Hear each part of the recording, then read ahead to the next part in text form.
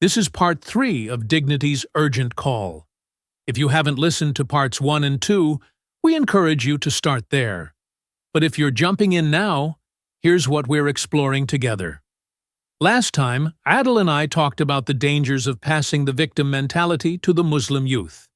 Today, we're going deeper.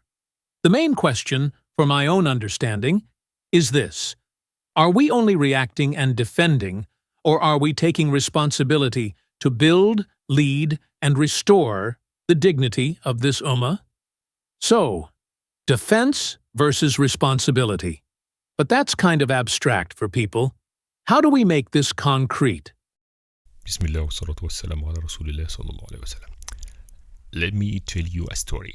It's about two towns, neighbors actually, and I think it will make everything clear.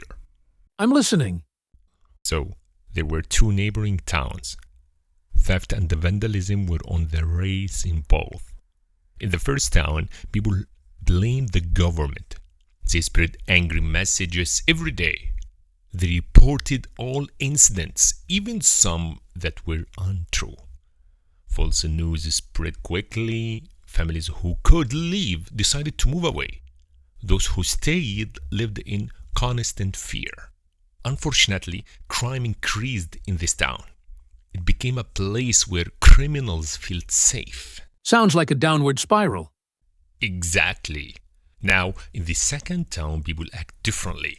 They believed it was their duty to protect their town. They started looking for solutions. They talked with young people to identify risky areas. Some places were turned into parks. The roads were laid with help from the government. They agreed on strict rules against vandals. They also started night patrols. The young people took turns guarding the town entrances.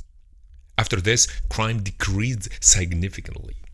The town became a better place to live.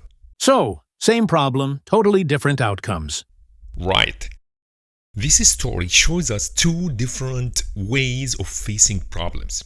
Now, think about how this story connects to our topic today. Okay, I'm thinking. Both towns had crime. Both probably had good people. So, what was the real difference? The real difference between the two towns lies in their mindset for dealing with the problem. The first mindset is a victim mentality. This is a mindset with which the first town dealt with the situation. Although they reported every incident, protested, and took action, they did so with the mentality of the victim. They felt like oppressed people who must be supported and helped by others. Because of this, they did not reach real solutions. Crime increased in their town. So even though they were active, they were still stuck? Yes, and you know what? This reality is similar to the mindset of Muslims today. Muslims today feel that everyone is oppressing them and is standing against them. They feel that others must support them.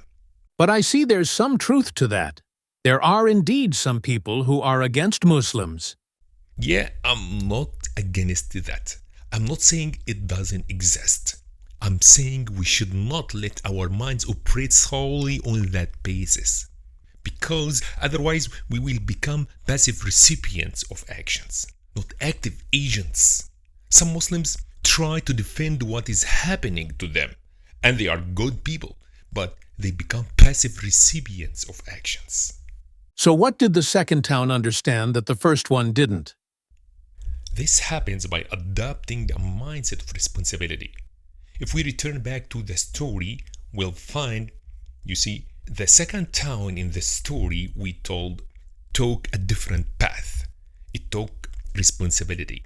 They knew the government had fallen short and that there were problems, but they shouldered the responsibility and made it their duty to elevate themselves and their town. They enlisted the help of young people to transform dangerous area into parks, as we said. They lit the roads, they began deploying youth patrols around their town until the crime rate became almost non-existent. Yes, they made people wish to live in their town. This is the mentality that Muslims must adopt. I mean, that makes sense. But responsibility mindset, help me understand the scientific definition, if it exists. Sure, this mindset is captured in psychology as an internal locus of control, or self efficacy, and sometimes empowerment. But let me break it down in simpler terms. Please.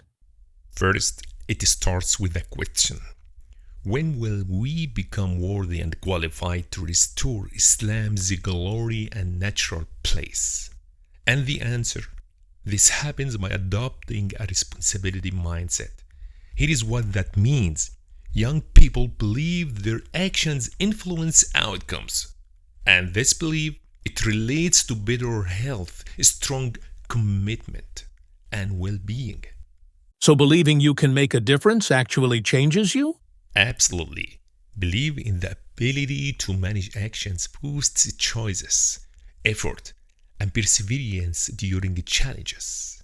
And when groups share this belief, shared belief and skills help groups reach goals, boosting commitment, resilience, and social positivity. What about when problems come up? That's the beauty of it. Internal control triggers planning, information seeking, and problem solving instead of complaining, instead of always looking for someone to rescue us. This leads to practical, effective solutions. The responsibility mindset targets clear goals with organized actions, increasing follow through and success. And when people fail? Belief in efficacy helps individuals and teams recover from failure, stay motivated, and try new tactics. And in communities? People working together for the common good build safer, stronger communities. This is starting to feel real. But I think people listening are wondering, okay, but what do I actually do? Like tomorrow morning, what changes? That's exactly where we need to go next.